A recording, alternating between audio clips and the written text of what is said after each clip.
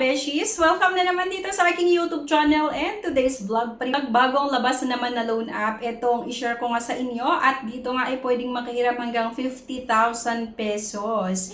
Pero syempre, bago nyo i-download nga sana yung loan app na ito ay mapanood nyo yung buong video at hayaan nyo muna na ako yung mag-download sa loan app nga na ito para maipakita sa inyo kung okay nga ba utangan or hindi. Pero bago ang lahat, may good news nga po ako sa inyo. Kasi every Saturday, ako ay namimili ng tatlo na pwede nating mabigyan ng cash na isesend nga natin via GCash. At syempre, maliban po doon, ako din po ay mamimigay ng cellphone every 25th of the month. At ang kailangan mo lang gawin ay panoorin yung buong video na ito, i-comment nga kung ano yung napanood mo, i-like yung video, at syempre, huwag mong kalimutan na mag-subscribe para maging updated ka sa announcement nga ng ating pa-cellphone and GCash giveaways. At syempre, para maging updated ka din sa kung ano yung mga loan app na pwede utangan at mga loan app na hindi pwede utangan, or I mean, hindi maganda utangan online. If declined sa bank and other loan apps, pwede niyong subukan yung ibang options. See the links sa description at sa comment section below. Disclaimer, try or apply at your own risk.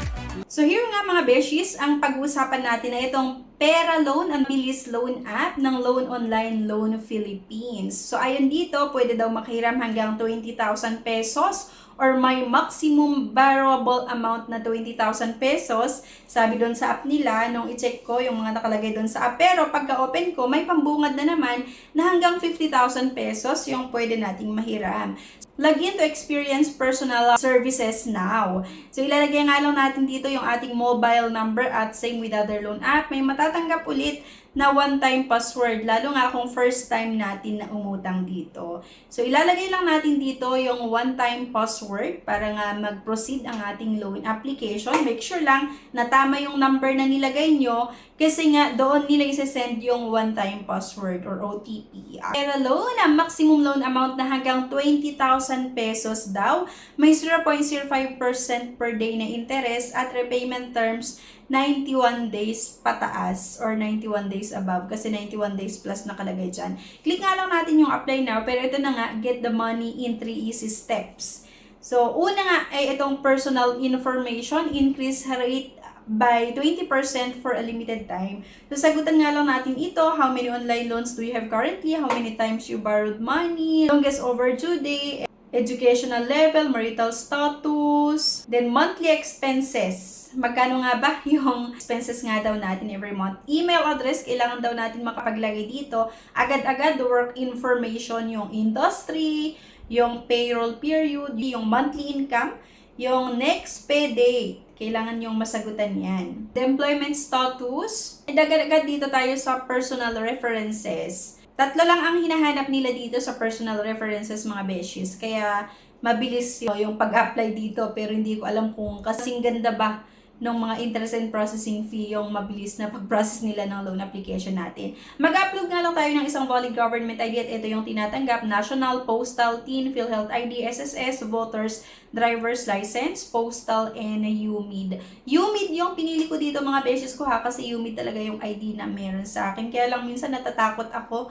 sa pag-upload ng UMID ID or yung valid government ID ko. Kasi diba, hindi complete or hindi 100% yung trust ko sa mga ganitong loan app. Pero pa rin natin at meron pa itong facial verification na naman. Itapat nga lang natin yung phone sa ating mukha at i-follow yung instruction. Okay? So ayan. At mamimili tayo kung saan natin gustong matanggap yung loan proceeds via e-wallets or via bank. E-wallets naman tayo via GCash, meron ding Paymaya, ganyan, GrabPay kung wala kayong GCash account. So, get the loan amount. Ayan, 2,000 pesos na naman daw yung naaprubahan sa akin mga B. Doon nga sa 2,000 pesos, ang first repayment daw ay 2,000 pesos sa August 16. Second repayment, 45 pesos sa September 8. Third repayment period ay 45 pesos sa November 8. So, nakakaloka.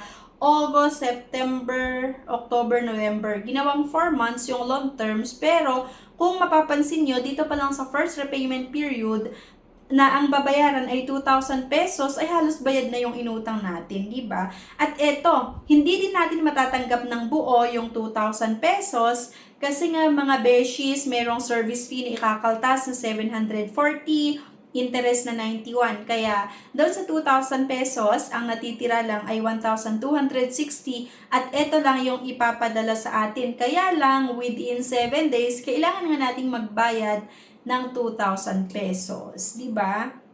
So, isang loan app na naman na hindi ko nire-recommend sa inyo dahil nga napakataas na naman itong service fee interest na kinakaltas nila at kung ano nga yung matitira, yun lang yung ipapadala nila sa atin mga mi. So please, please, please lang, huwag niyong subukan na utangan itong pera loan kasi masisira yung araw nyo at mas lalong madedepress kayo dahil nga sa mataas na service fee na pinapatong nila dito. Di ba ako sa inyo ay wag ko nang subukan na umutang sa mga ganitong pautangan online kasi hindi nga ito makakatulong sa atin. Instead, mas lalo pa tayong mailulubog sa utang at dagdag stress pa sa atin kasi nga dahil sa napaka short term lang at napakataas yung mga charges nila, di ba? So within 7 days agad-agad kailangan nating makapagbayad and di ba 2,000 yung naaprubahan tas 1,200 something lang yung matatanggap mo. And kailangan mong magbayad ng 2,000 within 7 days. So, hindi siya makatarungan. At least sana, kung 2,000 yung naaprubahan, tapos magbayad ka within 7 days, meron lang silang pinatong na 100 pesos, or 200 pesos, okay lang. Pero yung ganito, na halos kalahati ng inutang mo yung kinaltas, tapos, kailangan mong bayaran ng buo sa loob ng 7 araw, hindi makatarungan para sa akin. Kaya please lang mga beshies, yung mga ganitong pautangan online ay hindi talaga siya magandang utangan. Kagaya nung paulit-ulit kong sinasabi na instead na makatulong sa atin ay mas lalo pa tayong ilulubog sa utang at dagdag stress pa. At yung mga iba pa nga kasi sa mga loan app or sa mga ganitong pautangan online, sa mga OLAS, ay kapag nag-post yung ang ating loan application, ay kung ano-ano yung matatanggap natin na text messages na hindi maganda sa pandinig at sa pakiramdam dahil minsan talaga na sobrahan yung mga pananakot. Minsan may pananakot na kasama dun sa mga text messages nila. Okay? Hindi ko naman sinasabi na itong ganong maningil, pero halos kasi yung mga loan app, yung mga loan shark na makikita natin sa Google Play Store and App Store. So, bihira lang talaga yung mga legit na pwede nating mautangan lang. Kagaya ni Bill East, diba? Ni Tala. So, yan yung mga maganda na pwede nating itry na utangan. Pero, ito, kiss itong pera loan sa akin. Pero, kagaya nung paulit-ulit ko nga na sinasabi, option nyo pa rin. Yung tipong natapos mo na napanood yung video na ito, pero dinownload mo pa rin at sinubukan mo. So, nasa sa inyo pa rin talaga yan. Pero yun nga, kung ako yung tatanungin, please lang, huwag nyong i-download nga itong pautangan na ito. Kung ayaw mo na masira yung araw mo, madagdagan yung stress na nararamdaman mo at mas lalong malubog sa utang, huwag mo nang subukan yung mga OLAS. Okay? So, yun lang mga beshies. Anyway, thank you for watching. Please don't forget to click the subscribe button. Sana like na din yung video at huwag niyong kalimutan na i-share. Thank you guys at see you on my next vlog. Bye-bye! Subscribe na para makasali sa pa-GCash at cellphone giveaways na mai-announce every 25th of the month. Mechanics. 1. Find the 3 words in this video. 2. I-comment ang 3 words in order. 3. Like this video, subscribe, comment, and share. If declined sa bank and other loan apps, pwede niyong subukan yung ibang options.